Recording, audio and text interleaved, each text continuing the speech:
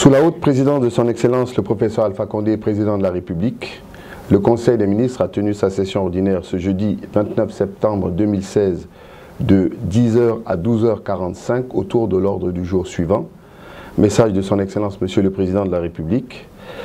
2. Compte rendu des sessions ordinaires du Conseil interministériel tenues les 6, 20 et 27 septembre 2016. 3. Décisions. 4. Divers. Au titre du premier point de l'ordre du jour, Monsieur le Président de la République a demandé au gouvernement de veiller à ce que le pointage biométrique au sein des ministères soit effectif afin de contrôler la présence et la ponctualité des fonctionnaires et d'aboutir à terme à une meilleure maîtrise des effectifs. Le chef de l'État a instruit le gouvernement de mettre en place une commission de réflexion chargée de proposer une réforme relative à l'utilisation dans le secteur privé d'une certaine catégorie de fonctionnaires, notamment dans les secteurs de la santé et de l'éducation. Le président de la République a invité le gouvernement à tenir une réunion technique avec tous les acteurs des travaux publics routiers dans la perspective de la campagne de réhabilitation du réseau routier. Au titre du deuxième point de l'ordre du jour, Monsieur le Premier ministre a introduit le compte-rendu des sessions ordinaires du Conseil interministériel qui se sont tenues donc le 6, le 20 et le 27 septembre dernier. À ce titre, le Conseil a entendu successivement pour la session du 6 septembre 2016, au titre des communications, le ministre de la fonction publique, de la réforme de l'État et de la modernisation de l'administration a fait une communication sur les résultats de l'opération de contrôle permanent des fonctionnaires et contractuels de l'État à leurs différents postes de travail. Le ministre a informé qu'en attendant d'examiner au cas par cas les différentes anomalies identifiées, il est important de souligner que l'opération de recensement a permis de dégager du fichier de gestion administrative, ce qu'on appelle le FGA communément, un effectif de 2392 agents en position d'irrégularité avérée pour un salaire mensuel estimé en moyenne à 3 588 millions de francs guinéens, donc environ 43 milliards de francs guinéens par an que l'État perdait. Le ministre a souligné l'appui du Conseil afin de disposer de moyens budgétaires suffisants permettant à son département de pérenniser les opérations de contrôle par les moyens techniques adéquats et afin d'éradiquer l'absentéisme, favoriser la maîtrise des effectifs et de la masse salariale. Le ministre a fait une deuxième communication relativement au mémorandum sur la discipline dans la fonction publique. Le ministre a rappelé que les agents de la fonction publique sont et demeurent soumis aux obligations générales prévues par la loi L28 du 31 décembre 2001 portant statut général des fonctionnaires. Ces obligations sont entre autres servir avec loyauté, probité et patriotisme, défendre les intérêts de la collectivité nationale de l'État et des administrations et institutions. Consacrer l'intégralité de leur activité professionnelle à l'exercice de leur emploi, être présent à leur service pendant les heures légales de travail et accomplir par eux-mêmes les tâches qui leur sont confiées. Interdiction faite à tout fonctionnaire ou contractuel de l'État d'exercer les activités privées lucratives de nature à compromettre son intégrité dans l'exercice de ses fonctions. Obéir aux instructions de son supérieur hiérarchique dans le cadre du service conformément aux lois et règlements, sous réserve bien entendu des ordres manifestement illégaux. Le ministre a soutenu que le chef hiérarchique n'est pas épargné des responsabilités qui lui incombent du fait de l'action de ceux qui sont placés sous son ordre, son autorité ou son contrôle. Il a rappelé certaines attitudes ou comportements que doivent avoir les fonctionnaires ou contractuels de la fonction publique conformément aux dispositions de la loi L28. Le ministre a fait un exposé technique sur la faute professionnelle, le déroulement de la procédure disciplinaire et la mise en œuvre des sanctions disciplinaires suivant leur degré. Le ministre a enfin sollicité l'appui du Conseil pour permettre à son département de promouvoir la discipline, la loyauté, la probité et la culture du patriotisme au sein de l'administration publique.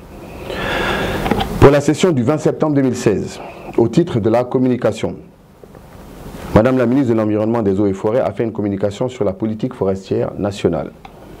Madame la ministre a rappelé que le présent projet de politique forestière et faunique guinéenne se base sur l'expérience du passé, sur le suivi de la politique précédente et des acquis de sa mise en œuvre, ainsi que sur une approche qui tient compte des accords internationaux auxquels la Guinée est partie. Madame la ministre a précisé que la politique forestière et faunique nationale tient également compte des politiques nationales sur la pauvreté, l'environnement, l'agriculture, les mines, l'énergie et certaines politiques et lois d'autres pays africains. Elle a précisé que l'objectif global de la politique pour le secteur forestier et faunique est de contribuer au bien-être économique et social et environnemental pour les générations présentes et futures de notre pays à travers un soutien à l'aménagement participatif, adaptatif et durable des forêts et des zones boisées en tenant compte des expériences passées de gestion de forêt, des solutions émergentes provenant du secteur forestier et d'autres sources, des implications et effets de politiques de secteurs connexes, l'agriculture, l'eau, l'énergie, les mines et les accords et conventions internationaux. La ministre a indiqué que la politique forestière et faunique nationale permettra d'aboutir aux résultats permettant à la Guinée de développer et de bien gérer ses ressources forestières et fauniques. Elle a soutenu que la stratégie de mise en œuvre de la nouvelle politique forestière de Guinée est la base d'une volonté ferme de la nation d'appliquer les principaux éléments de cette politique. Cette stratégie se fera par des programmes pluriannuels élaborés par le biais de plans d'action par région naturelle et, au besoin, à des niveaux plus spécifiques, préfectures, zones classées, incluant les zones communautaires. Ces plans devront tenir compte des priorités à donner à la ressource forestière et inclure des activités, des échéanciers et des résultats clairs comportant des moyens et des moyens de vérification. Madame la ministre a sollicité l'appui du Conseil pour l'adoption de cette politique et la mise à disposition des moyens nécessaires à sa vulgarisation. Pour la session du mardi 27 septembre 2016, au titre de la communication, le ministre de l'Unité nationale et de la citoyenneté a fait une communication sur l'organisation de la première édition de la Semaine nationale de la citoyenneté et de la paix. Le ministre a rappelé que la Semaine nationale de la citoyenneté et de la paix, prévue du 1er au 7 novembre de chaque année, a été instituée en République de Guinée par la loi L 2016-038 du 28 juillet 2016. Il a informé que dans la perspective de l'organisation de la première édition de cette semaine nationale, son département a prévu une série de projets, d'événements et d'activités qui se dérouleront simultanément sur toute l'étendue du territoire national et au niveau de nos représentations diplomatiques pendant 7 jours. Le ministre a précisé que l'objectif principal de cette initiative est de contribuer à la promotion de la culture citoyenne et de la paix dans notre pays.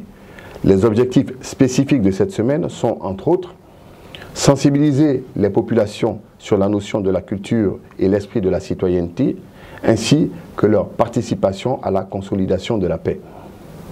Susciter des réflexions sur la responsabilité du citoyen vis-à-vis de sa patrie, mais aussi sur ses droits, ses libertés et ses devoirs et obligations. Susciter des réflexions sur la notion de nation, de solidarité nationale et de fraternité républicaine. Susciter des réflexions sur les liens entre la culture citoyenne, l'idée de nation et le système démocratique. Le ministre a indiqué que compte tenu de l'importance, de l'urgence et de la transversalité de l'événement, la nécessité de l'implication effective et résolue de tous les départements ministériels est fondamentale. Il a sollicité du Conseil l'appui technique, matériel et financier pour permettre à son département d'organiser la première édition de la Semaine nationale de la citoyenneté et de la paix en République de Guinée. Au cours des débats, les remarques des membres du Conseil ont essentiellement porté sur la nécessité d'impliquer les membres du gouvernement à l'intérieur du pays pour mettre l'accent sur l'éducation civique et la citoyenneté des populations, l'implication de tous les acteurs de la vie sociopolitique de notre pays. À l'issue des débats sur les différentes questions soulevées, le Conseil a décidé ce qui suit. Le Conseil demande au ministre en charge de la fonction publique de prendre en compte les observations formulées par les membres du gouvernement et de poursuivre le contrôle régulier des fonctionnaires de manière effective. 2. Le Conseil demande également au ministre de présenter au cours d'une prochaine session un rapport détaillé et financier. 3. Le Conseil habilite le ministre à prendre des mesures réglementaires permettant l'application stricte des différentes sanctions. 4. Le Conseil adopte la politique forestière et faunique guinéenne présentée par la ministre en charge de l'environnement. Le Conseil lui demande également de procéder à une large vulgarisation du document et d'élaborer un plan d'action. 5. Le Conseil valide le calendrier de la première édition de la Semaine nationale de la citoyenneté et de la paix, sous réserve de la prise en compte des amendements tout en invitant le ministre à soumettre le budget final. Au titre des divers, la ministre de l'Agriculture a informé le Conseil de la crise qui sévit au niveau de la pomme de terre suite à l'introduction d'agents pathogènes non identifiés au Fouta. La ministre des Travaux publics a informé de l'arrivée d'une mission de la BAD en Guinée pour le reprofilage de la route Koya-Farmoria. Le ministre de la Pêche a informé le Conseil de la signature d'une convention de financement du projet de construction du port de Kaporo dans le cadre de la coopération avec le Japon. Le ministre de la Justice a informé le Conseil de la saisie d'une importante quantité de drogue au port de Conakry.